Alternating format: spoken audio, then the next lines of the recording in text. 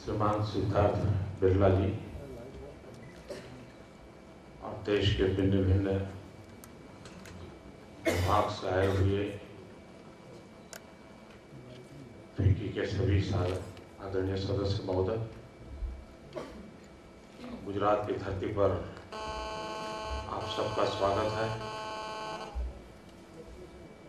FICCI के साथ गुजरात सरकार का हमेशा संबंध रहा है। हम जब वाइब्रेंट समिट करते हैं तो एक प्रकार से किसी न किसी काम में फिक्की पार्टनरशिप के रूप में हम लोगों के साथ उसका जुड़ना होता रहा है।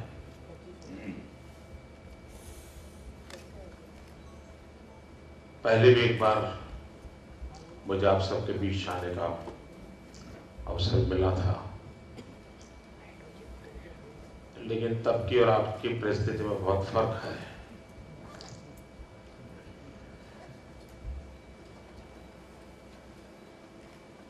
तब आपके पास मैं इसलिए आया था कि गुजरात में कार्यक्रम हो और मुख्यमंत्री को न बुलाए तो अच्छा नहीं लगता है।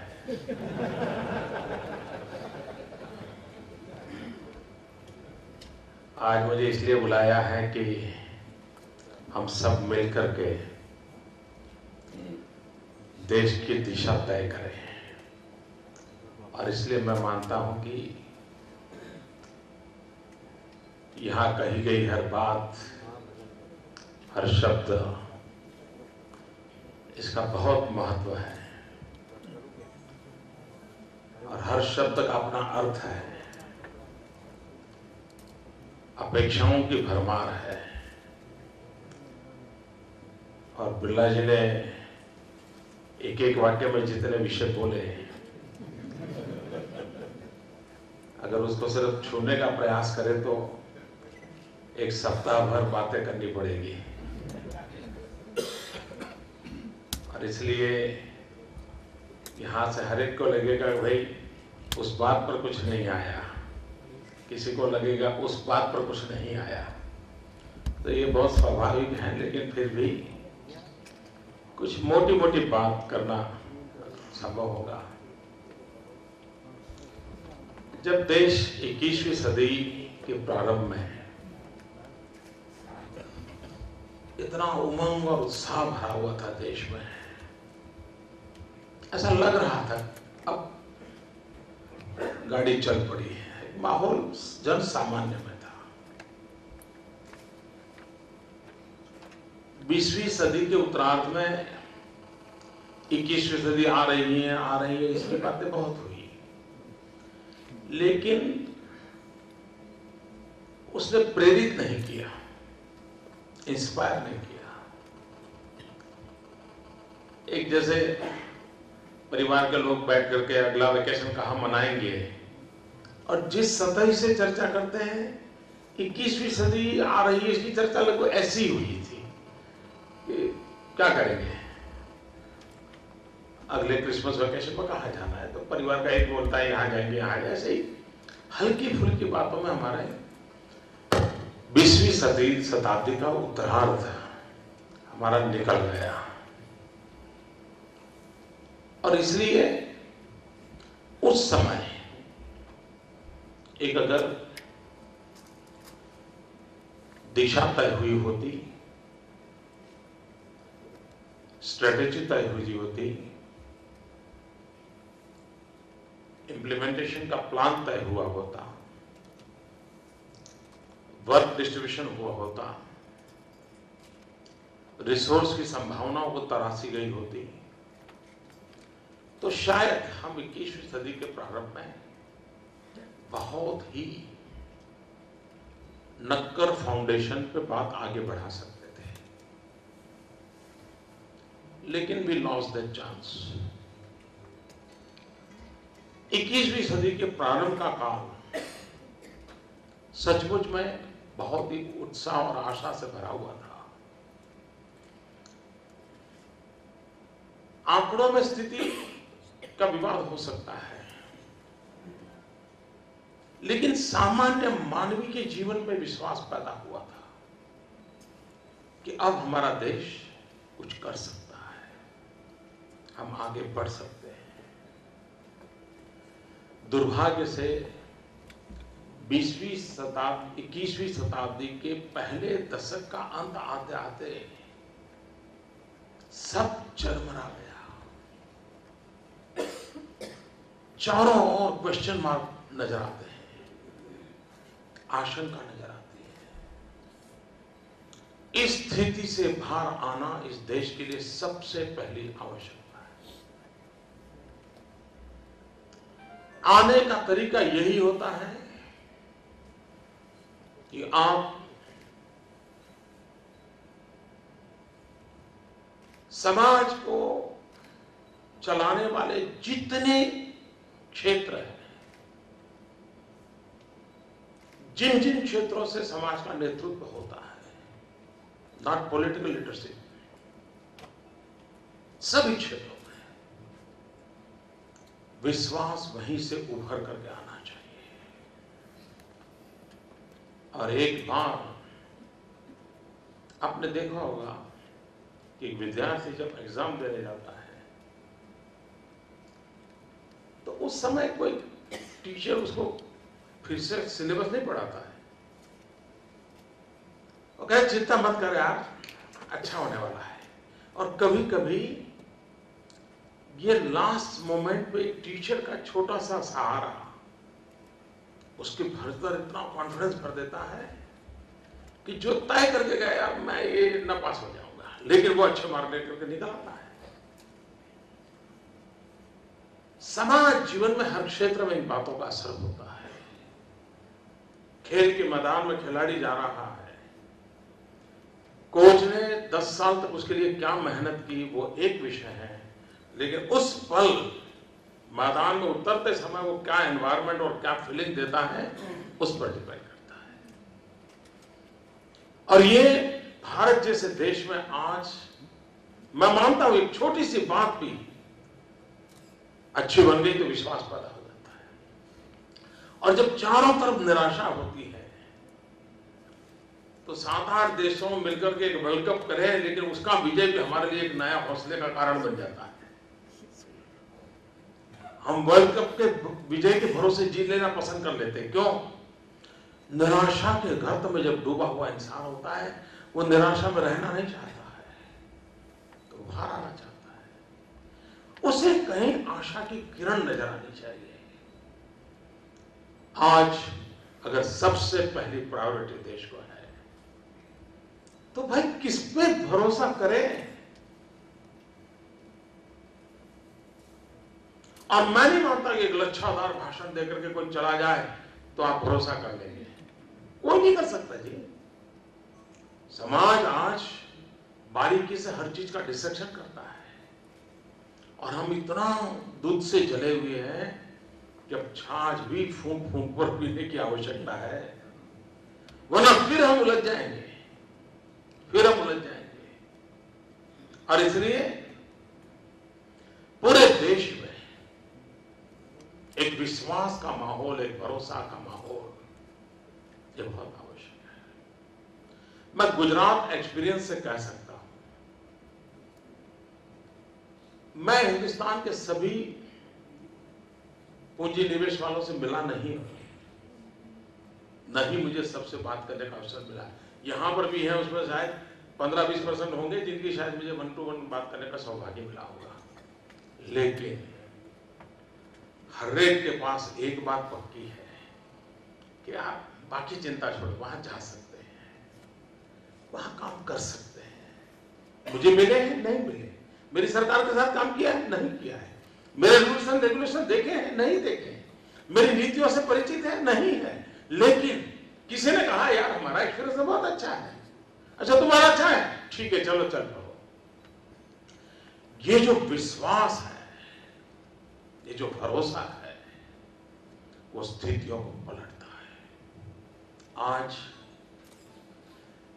बड़े से बड़े व्यक्ति को मिलने के बाद भी ऐसा लगता है यार कर्मकांड था, पूरा कर लिया। कहीं ऐसा ना हो कि भाई मिले क्यों नहीं थे, कोई कहे नहीं थे, गए थे। जाते समय भी पता है कुछ होना नहीं है और आने के बाद पक्का विश्वास है कि नहीं होना है। ये स्थिति देश को चलने नहीं देती है, ये स्थिति देश को चलने नहीं देती है। और इसलिए लीडरशिप बहुत मैटर करती है। क्या बुलंदी से निर्णय लेने की ताकत है? अनुभव की कसौटी पर खड़े हुए निर्णय करने की ताकत है? विपरीत प्रभावों के बीच भी चलने का सामर्थ्य है? डूबे हुई नौवा को बाहर निकालने के लिए मन में संकल्प शक्ति है? और संकल्प शक्ति भी बिस्तर पे पड़ी है, नहीं चलती, ऊर्जावान है? इन सारी बातों के आधार पर और हम उस कगार पे खड़े हैं, इसलिए मैं इस बात को आग्रह से कहता हूं कि समय की मांग है कि हम देश को इन गंभीर सवालों के लिए जवाब खोजने के लिए हम एजेंडा सेट करें, हम प्रेरित करें लोगों को। पूरी व्यवस्था शक्ति को चलाना है। अगर हमारे सामान्य व्यक्ति का परचेजिंग पावर कम होता गया तो क्या होना है? क्या हमारे आर्थिक नीतियों का, हमारे कारोबार का इस बात पर ध्यान है कि सामान्य से सामान्य व्यक्ति का परचेजिंग पावर बढ़े? परचेजिंग पावर तब तक नहीं बढ़ता है जब तक उसकी जेब में पैसे नहीं है। जेब में पैसे तब तक नहीं आते हैं जबकि कोई उसके पास रोजी रोटी नहीं है, उत्पादन में वो शरीक नहीं है, अर्थव्यवस्था चलती नहीं है। महात्मा गांधी ने कहा था कि भाई समाज के आखिरी छोर के व्यक्ति को क्या लाभ मिला है, उसके आधार पर तुम निर्णय करो, तुम्हारी नीतियां सही निकलेगी। आज मुझे लगता है आर्थिक परिभाषा में कहना है तो समाज का आखिरी व्यक्ति का परचेजिंग पावर हम बढ़ा सकते हैं। अब जैसे गांव है, वो सबसे बड़ा बायर होता है, लेकिन उस गांव की खरीद शक्ति कम होगी तो शहर की इकोनॉमी जनरेट नहीं होगी। शहर की इकोनॉमी जनरेट नहीं होगी तो हमारे पूरे सारे कारोबार बैंकों तक सीमित हो जाएंगे। और इसलिए इकोनॉमी गांव के अंदर जनरेट कैसे हो, उस पर हम बल दे सकते हैं। हम जानते हैं कि देश में परचेजिंग पावर में सबसे बड़ी ताकत रखते हैं दो सेक्टर, एक है एग्रीकल्चर, दूसरा है सर्विस सेक्टर। एग्रीकल्चर में भी जमीन बढ़ने वाली नहीं है, एक प्रकार से जमीन कम होती जा रही है। अगर परिवार की संख्या बढ़ी, पहले 5 भाई होंगे, फिर 25 भाई हो गए, पर दूसरी तीसरी पीढ़ी में तो उतनी ही जमीन के टुकड़े होने वाले हैं। ऐसी स्थिति में हम सबका फोकस हो प्रोडक्टिविटी कैसे बढ़े। अब स्टेज वो भी आएगा, सिर्फ प्रोडक्टिविटी बढ़ेगी उससे नहीं चलेगा, वैल्यू एडिशन कैसे हो। और हम इकोनॉमी की पूरी चेन को पूरा नहीं करते हैं तो शायद हम गांव की आर्थिक स्थिति में बदलाव नहीं ला सकते। और इसलिए उद्योगों के विकास को भी इसके साथ कैसे जोड़ा जाए कि जिसके कारण हमारे कृषक को वैल्यू एडिशन का अवसर मिले। वैल्यू एडिशन अल्टीमेटली उद्योग एंड एग्रीकल्चर का बेस्ट कॉम्बिनेशन है, बेस्ट कॉम्बिनेशन है। हमारे जैसे देश में हम इस पर कैसे बल दें, इस पर सोचने का, और मैं मानता हूं कि नीतियों को उस प्रकार से प्राधान्य देना पड़ेगा। औद्योगिक विकास, इसमें विवाद चलते रहते हैं। हमारे देश में कई बुद्धिमान लोग हैं जो सुबह शाम देश को मार्गदर्शन करते रहते हैं, लेकिन अगर रोजगार के अवसर चाहिए तो उद्योगों का विकास चाहिए। दुनिया में हर जगह पे इस बात को माना गया है। लेकिन अगर हम हमारे खनिज संपदा को, मिनरल्स को ऐसे ही एक्सपोर्ट करेंगे तो देश को न रोजगार मिलेगा न उद्योग बढ़ेगा।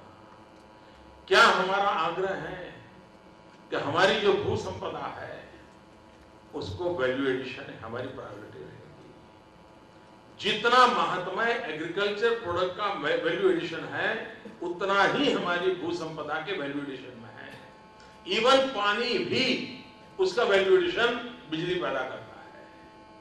पानी काम में भी आता है, वैल्यू एडिशन बिजली पैदा करता है, बिजली उद्योग को काम में लगाया जा सकता है। हम हर प्राकृतिक संपदा पे वैल्यू एडिशन का हमारा होलिस्टिक व्यू होना जरूरी है। चाहे विंड एनर्जी का सेक्टर हो, सोलर एनर्जी का हो, हाइड्रो का हो, या हमारे आयरन ओर से स्टील मैन्युफैक्चरिंग हो, या हमारे लाइमस्टोन से सीमेंट बनता हो, कोई भी हम बॉक्साइट, आप पूरे देश में बॉक्साइट का कोई उपयोग ही नहीं हो रहा है, सब ठप पड़ा हुआ है। ठीक है, समाजवादी नारे लगाने के लिए तो काम आ जाता है। ऐसा कैसा देश हो सकता है कि जहां पर इतनी सारी भू संपदा हो और वो चोरी छुपी से चली जाए या तो किसी के आशीर्वाद से चली जाए, लेकिन वैल्यू एडिशन ना हो। वैल्यू एडिशन होती तो आप स्वाभाविक रूप से देश में इकोनॉमी जनरेट होती, ग्रोथ की दिशा में हम काम करते हैं। आज हम जब ग्रोथ की बात करते हैं तो मुद्दा आता है इंफ्रास्ट्रक्चर। इंफ्रास्ट्रक्चर की बात होती है तो उसका एक प्रमुख माध्यम रहता है एनर्जी सेक्टर। रोड रास्ते से सीमित नहीं है, रोड रास्ते बन गए तो कोई कारखाने चल जाते, ऐसा नहीं है। उसको आधुनिक व्यवस्थाएं चाहिए, उसमें मेनली ऊर्जा है। ये कैसा देश है जी, सवाल उठता है कि 20,000 मेगावाट बिजली के कारखाने बंद पड़े हैं।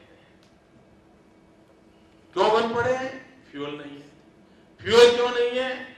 पॉलिसी पैरालिसिस है। क्या करो? कोयला बाहर से लाओ, इंपोर्ट बढ़ गया, और इसके कारण करंट अकाउंट डेफिसिट बढ़ गई। करंट अकाउंट डेफिसिट बढ़ गई, रुपया लुढ़क गया। अब देखिए एक एक चीज किस प्रकार से गलत नीतियों का परिणाम सीधा सीधा नजर आता है। क्या इसके लिए कोई बहुत बड़ी विजन की जरूरत है? ये कोई बड़ा दुनिया भर के एक्सपर्ट, कोई इंस्टीट्यूशंस के एक्सपर्ट लोग लाने पड़ेंगे क्या? बहुत सरल बात है, हम इन चीजों को कैसे, और किसी ने जिम्मा लेना पड़ता है जी। ऐसा तो ना हो कि मालाएं पहनने के लिए तो हम तैयार रहे और जूते खाने की नौबत आए तो भागते फिरे। देश में निराशा का कारण यह है, अगर देश हमें जिम्मा देता है तो जिम्मेवारियां अच्छी भी है तो भी लेनी होगी, बुरी है तो भी झेलनी पड़ेगी। भागने से देश नहीं चलता है। और मैं तो देख रहा हूं कि लोग भागने की फैशन हो गई। मुझे लोग पूछते हैं कि मोदी जी पटना ले रही से आप भागे क्यों नहीं? मैंने कहा भागना होता तो मोदी पैदा ही नहीं होता।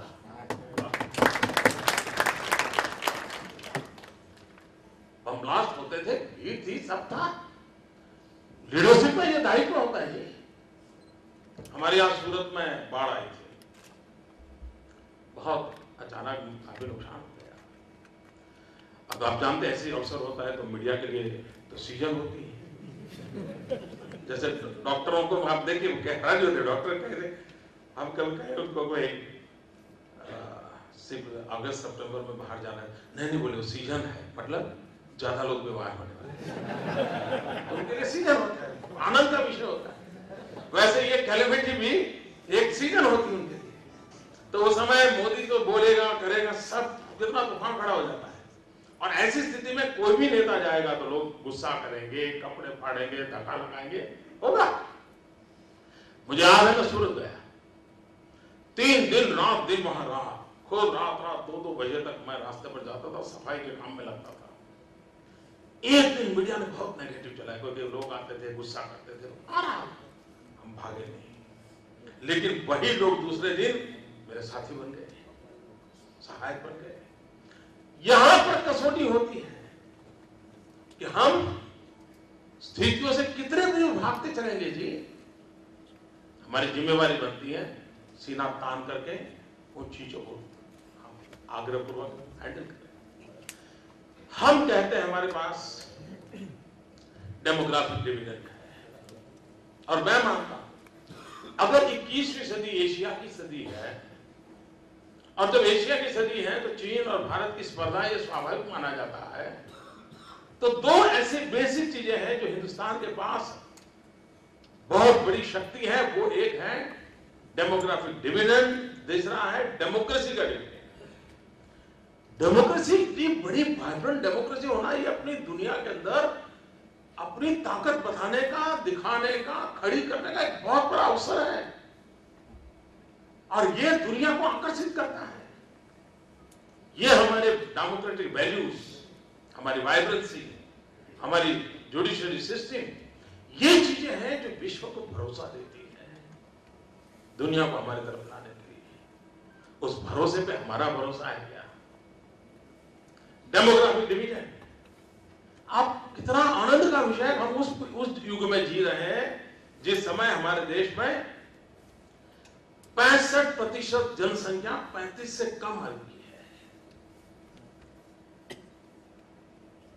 हमारा स्किल डेवलपमेंट का कोई मिशन है क्या? अब जैसे वो कहते हैं भाई लोग चाहिए, लोग मिलते नहीं है। ये गैप पूर्ण का एक ही रास्ता है, स्किल डेवलपमेंट। हमारे यहां थोड़ा हमने टेक्नोलॉजी की मदद की। पहले कानून के तरफ में देखा, आप भी लोग शायद ये जो अप्रेंटिसशिप जो रहता है उससे डरते हैं उद्योग यार, अप्रेंटिसशिप वालों को लेंगे तो बेकार में गले पड़ जाएगा, तो उसको लेना नहीं। ये मूड बाइन लाज रहता है। हमने गुजरात में सभी छोटे मोटे उद्योगकारों को इकट्ठा किया। हमने उनको समझाया भाई ये कानून ऐसा नहीं है, आप उसका स्पिरिट समझिए। तो उनको थोड़ा हौसला बुलंद, हाँ यार नौजवानों को अवसर देना चाहिए। और हमने जब पहली बार ट्राई किया तो सबको पूछा भाई आपकी रिक्वायरमेंट क्या है, सारा उसका हमने एक पोर्टल बनाया। नौजवानों को पूछा देखिए भाई ये जगह है, तुम्हें कहाँ जाना है, तो सब ऑनलाइन हमने मैकेनिज्म खड़ा किया और हम लास्ट ईयर 1 लाख लोगों को काम दे पाए। और हमने फिर तय किया कि प्रयोग अच्छा, तो 1500 रुपये सरकार की तिजोरी से देना शुरू किया। इसके कारण क्या हुआ, जो उद्योगकार थे उसने 10 अप्रेंटिसशिप रखे थे, 2 उसके काम आ गए। उसको क्वालिटी मैन पावर मिलना शुरू हो गया। पहले वो डर के मारे दरवाजे बंद करके बैठा, किसी को घुसने दिया यार भाई अगर मेरी संख्या बढ़ गई या तो मेरा लेबर का प्रॉब्लम आ जाएगा, मेरा ठिकाना आ जाएगा, ये हमेशा मेरे गले पड़ जाएगा। जबकि उसको समझाने से पता चलता है ऐसा नहीं है। हम इन व्यवस्थाओं को कैसे विकसित करें। और स्किल डेवलपमेंट में भी सरकार का सिलेबस कैसा होता है। 60s के कालखंड में जो गाड़ियां की टेक्नोलॉजी थी, कार की टेक्नोलॉजी, आज भी सरकारी स्कूल में यानी सरकार के टेक्नोलॉजी इंस्टीट्यूट में ऑटोमोबाइल में वही टेक्नोलॉजी पढ़ाई जाती है। अब वो पढ़ करके बाहर निकलेगा तो आज जो नई गाड़ी आती है वो क्या करेगा, माथा फोड़ेगा क्या? तो डायनेमिक होना चाहिए। अब इसके लिए उपाय है, हमने बहुत अच्छा उपाय खोजा। हमने इंडस्ट्रियल हाउस को कहा ये ITI है, आपको इस प्रकार के मैन पावर की रिक्वायरमेंट है, you start your own syllabus in this institution. और उसमें तुम 50 बच्चों को रिक्रूट करो, उनको पढ़ाओ और फिर उसमें से तुम ले जाओ। एक ऐसा हमने पब्लिक प्राइवेट पार्टनरशिप का मॉडल डेवलप किया है स्किल डेवलपमेंट में, जिसके कारण without wasting money, without wasting time, without wasting human resources, हमें best quality man power provide करने की संभावना पैदा हुई है। हम थोड़ा सा सोचे कि भाई हाँ ऐसा किया जा सकता है, हो सकता है। और आज अब जैसे हमने देखा इवन इंजीनियर होने के बाद भी बहुत सी कंपनी है वो लगता है हाँ ठीक है वो पढ़ा है, लेकिन हमें जिस काम के लिए थी उसकी तो अलग ट्रेनिंग करने में हमने क्या किया, हमने ऑनलाइन एजुकेशन शुरू किया कि भाई तुम इंजीनियरिंग के 4th ईयर में हो, तुम्हें माइक्रोसॉफ्ट में जाना तो ये ऑनलाइन सिलेबस है, हम तुम्हें सैटेलाइट सिस्टम जो पढ़ाने के तैयार है, लेकिन तुम्हें 100 रुपये देना पड़ेगा। जिस कोर्स के लिए बाजार में उसको 25,000 रुपये देना पड़ता है, 100 रुपये से हमने पढ़ाना शुरू किया। वो नौजवान निकलते ही माइक्रोसॉफ्ट के काम आने लगा। यानी हमने हमारे डेवलपमेंट की जो दिशा है, नेक्स्ट 5-10 ईयर में हिंदुस्तान में डेवलपमेंट की जो संभावनाएं पड़ी हैं, उसके लिए मैन पावर की व्यवस्था अभी से करनी होगी। आपको मालूम होगा गुजरात जब vibrant Gujarat global investor summit करता है तो एक पहलू है जो मीडिया में कभी दिखता नहीं है, लेकिन वो बड़ा महत्वपूर्ण है। जो लोग एमओयू करके जाते हैं उनकी बाद में हमारे यहाँ राउंड टेबल कॉन्फ्रेंस होती है, हफ्ते 15 दिन महीने के बाद। उस पर सरकार होती है, यूनिवर्सिटी होती है एंड इन्वेस्टर होता है। इन्वेस्टर को हम पूछते हैं भाई तुम बताओ, तुम ये करने जा रहे हो, तुम्हें जमीन लगेगी, कारखाना बनेगा, वो तो है, लेकिन तुम्हें मैन पावर कैसा चाहिए, कितना चाहिए, किस प्रकार की क्वालिटी वाला स्किल वाला आदमी चाहिए तुम्हें। हम पहले दिन पूछते हैं और हम हमारे यूनिवर्सिटी को कहते हैं कि देखिए अकॉर्डिंग टू दैट आप सिलेबस बनाइए। उधर उसकी फैक्ट्री खड़ी होती है, इधर उसको इंसान तैयार होता है, वो रिक्रूट करता है। जब तक हम ये इंटीग्रेटेड अप्रोच नहीं अपनाते हैं, होलिस्टिक व्यू नहीं अपनाते हैं, तो कहीं कारखाना बन जाएगा तो व्यक्ति नहीं मिलेगा, कहीं कारखाना बन जाएगा मटेरियल नहीं मिलेगा, कहीं कारखाना बन जाएगा रॉ मटेरियल है, कारखाना है, मैन पावर है, बिजली नहीं है, कहीं बिजली है, ठिकाना है, फलाना है, उद्घाटन करने से पहले परमिशन लेनी है, अफसर छुट्टी पे चला गया है, गाड़ी रुकी पड़ी है। ये जो छोटी छोटी चीजें हैं, कोई बहुत बड़े विजन के कारण नहीं, ये हमारा कमिटमेंट का अभाव है, जिसके कारण स्थितियां पैदा होती है। अगर कोई जिम्मेवारी लेकर के इन चीजों को ठीक करें तो अपने आप परिणाम आता है। हमारे देश में इन दिनों हमारे वर्तमान प्रधानमंत्री का एक शब्द बहुत प्रिय है और बार बार उन्होंने प्रचलित भी किया है, इंक्लूसिव ग्रोथ। उनको अच्छा लगता है, बोलते हैं, लेकिन अगर हम गरीब परिवार को समर्थ नहीं बनाते हैं, कैपेसिटी बिल्डिंग नहीं करते हैं, और मेनली थ्रू एजुकेशन हम उसको सामर्थ्यवान नहीं बना सकते हैं, तो हम परिस्थिति पलट नहीं सकते। हमने उसको विकास की प्रक्रिया में हिस्सेदार बनाना पड़ेगा। कहीं विकास हो रहा है उसको लगे नहीं, जैसे कई जगह पे होता है कि अच्छा भाई फलानी जगह में शादी होने वाली है, चलिए बाहर खड़े हो जाएंगे, गाड़ी चल जाएगी। अब नया मंदिर कहाँ बन रहा है, बाहर खड़े हो जाएंगे, गाड़ी चल जाएगी। नहीं, ऐसा नहीं चाहिए। हमें तो सामर्थ्यवान लोग बनाने होंगे और अल्टीमेटली वो ही परिणाम लाएगा। स्किल डेवलपमेंट के माध्यम से, एजुकेशन के माध्यम से, छोटे छोटे उद्योगों का भरमार लगा करके सर्विस सेक्टर को बल देने लगे। मैं तो हैरान हूं, हम टूरिज्म इतना कर रहे हैं,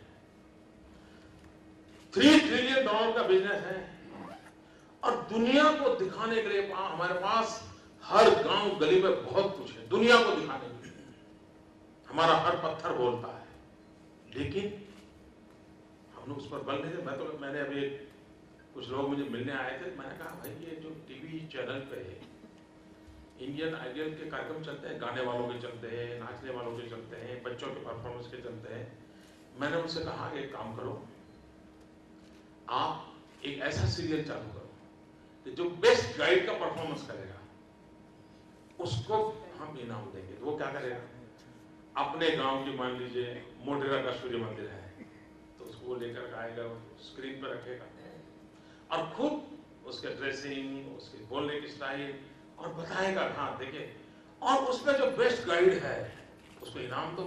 आपको लाखों ऐसे नौजवान निकलेंगे जो गाइड के रूप में प्रोफेशन को लेकर के, और इसके कारण दो काम होंगे, टीवी पे लगातार चलेगा कि भाई इस गांव में ये है वो है, तो लोग भी देखेंगे, अपने आप में प्रचार भी होगा, गाइड तैयार होंगे, हर एक को लगेगा भाई हाँ टूरिज्म का महत्व बढ़ा है।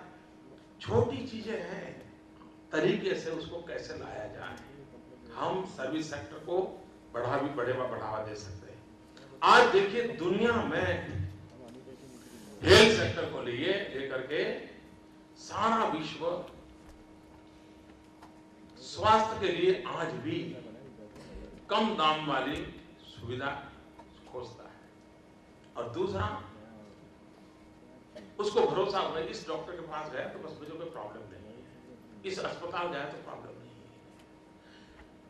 आज भारत के डॉक्टरों की कीर्ति है, भारत के अस्पतालों की कीर्ति है विश्व में, लेकिन इंश्योरेंस वाला विषय ऐसा अटका पड़ा है हमारे खुराकी वाला ये है, उनको पूरा मालूम होगा। दुनिया के दोस्तों कहे भाई कोई इंश्योरेंस का कुछ तो बनाओ, टाइप करो, कोई इनिशिएटिव नहीं ले रहा है। अगर एक बार दुनिया के लोगों को पता चले कि भाई हाँ, हम हिंदुस्तान में भी ट्रीटमेंट करवाएंगे, इंश्योरेंस की पूरी संभावना है, तो वो दांत वहां निकालेगा, उसमें जितना खर्चा होगा उससे कम खर्चे में उसका दांत यहाँ निकलेगा, और हमें गर्व होगा हम दांत निकाल सकते हैं किसी का।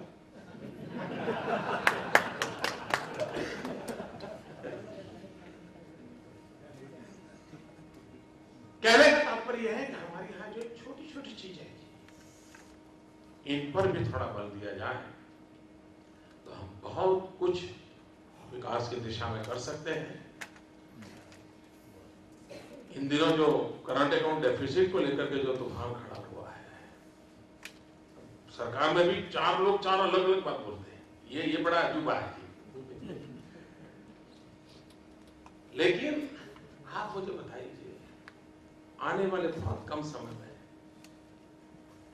हम जो पेट्रोलियम सेक्टर का हमारा जो इंपोर्ट है, उससे ज्यादा हमारा इलेक्ट्रॉनिक गुड का इंपोर्ट बढ़ने वाला है। क्या हमारा देश, मैं उद्योगकारों को कहता हूं, क्या आप मुनाफा करते रहेंगे? क्या कभी आपको विचार नहीं आता है कि हम भी देश के लोगों की आवश्यकता के अनुसार मोबाइल फोन वर्ल्ड क्लास बनाए, हम भी लैपटॉप बनाए, हम भी कंप्यूटर बनाए? क्या ये प्रोडक्ट हम नहीं कर सकते?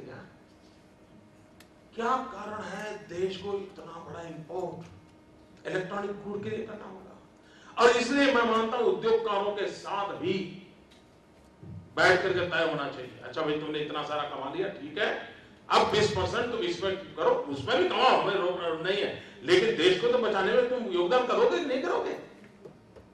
और मैं मानता हूं वो करने को तैयार होगा। कोई इसको बताए तो। मान लीजिए देश को नमक की जरूरत है, मान लो, और नमक के काम बहुत छोटा काम है, ज्यादा मुनाफा नहीं है, लेकिन देश को जरूरत है, हम 25 उद्योगपतियों को बुलाए, भाई कुछ भी हो, जो तुम कमाते कमा लिया, बहुत कमा लिया, इस बार नमक पे जोर लगाओ, देश को नमक के बिना नहीं रख सकते। मुझे बताइए वो करेगा कि नहीं करेगा? अगर हमें पता है कि 4 सेक्टर ऐसे हैं, लेकिन डिफेंस ऑफसेट, क्या साहब कब तक हम ये पिस्तौलें बाहर से लाते रहेंगे? कब तक लाते रहेंगे? मैं हैरान हूं, डिफेंस फोर्स के लिए ट्रक भी बाहर से लाना पड़ रहा है। हमारा अरबों खरबों रुपयों का पैसा धन खर्च हो रहा है, हम फोकस नहीं बदल सकते। क्यों? मेरे देश के नौजवान में वो ताकत नहीं? क्या हम कर सकते हैं कुछ बदलाव? ऐसा जैसे रेलवे है, इतना बड़ा रेलवे का कारोबार है जी, उस रेलवे को जो मैन पावर चाहिए, वो कहीं से बीए बीकॉम या डिप्लोमा डिग्री करके आया हुआ है, उनको लेते हैं। क्या हमारे देश की रेलवे की खुद की 4 यूनिवर्सिटी नहीं होनी चाहिए? जरूरी नहीं नहीं बनाए, आज जो एग्जिस्टिंग 4 यूनिवर्सिटी हैं, वो specially dedicated to railway cause, उस यूनिवर्सिटी को कन्वर्ट करके रेलवे इसका कारोबार चलाए। रेलवे को जितना मैन पावर चाहिए, the best quality man power railway के लिए हमारे से मिलेगा नहीं मिलेगा? रेलवे की एफिशिएंसी बढ़ेगी नहीं बढ़ेगी? रेलवे की एफिशिएंसी बढ़ेगी तो पूरे हिंदुस्तान की इकोनॉमी को वो जनरेट करने के लिए एक बहुत बड़ा फोर्स बनेगा कि नहीं बनेगा? इस बात में लेकिन हम पढ़ाएगा कोई, भेजेगा कोई, रखेगा कोई, और फिर कहेगा यार तुझे तो आता ही नहीं है, तो कहते हैं मैं वहां पढ़ के आया हूं, चले गया। आप मुझे बताइए, डिफेंस, हमारे देश के पास इतनी बड़ी मात्रा में अफसरों की कमी है। किसी भी देश के अंदर सेना के तीनों विंग, अगर अफसरों की कमी होगी, कारोबार कैसे चलेगा? क्यों ना डिफेंस की खुद की यूनिवर्सिटी हो जी, और देश भर से होनहार नौजवान वहां आए, वहीं पढ़ाई करें, और पढ़ करके उसी डिफेंस सेक्टर के अंदर वो अफसर की हमारी जो आज वैक्यूम है उसको भर दें। देश में सिक्योरिटी एक नए तरीके से खड़ी होगी। कहने का तात्पर्य यह है मित्रों कि ये सारी चीजें संभव है, और हम अगर चाहें तो हम स्थितियों को बदल सकते हैं। अब मैंने पहले भी कहा है, मैं बहुत ही आशावादी इंसान हूं। मुझे निराशा विराशा नाम की चीज मुझे बड़ा लिला दे रही है, और इसलिए मैं कभी कभी कहता हूं कि अगर आधा गिलास पानी से भरा हुआ होता है, किसी को पूछो तो कहता है कि आधा पानी से भरा है, कोई कहता है खाली है। मेरी तीसरी सोच है, आधा पानी से भरा है, आधा हवा से भरा है, गिलास पूरा भरा है। ये सोच का विषय रहता है। मुझे अच्छा लगा आप सबके बीच आने के बाद। मैं नहीं जानता हूँ, मैंने समय ज्यादा ले लिया होगा, लेकिन मेरी शुभकामनाएं हैं। आप एक ऐसी धरती पर आए हैं जहाँ के ब्लड में रुपया है, जिसके ब्लड में एंटरप्रेन्योरशिप है, जिसके ब्लड में साहस है, तो उस भूमि की अपनी एक ताकत है। आप भी उस ताकत को लेकर के देश का भाग्य बदलने के लिए आगे आए। बहुत बहुत शुभकामनाएं। धन्यवाद।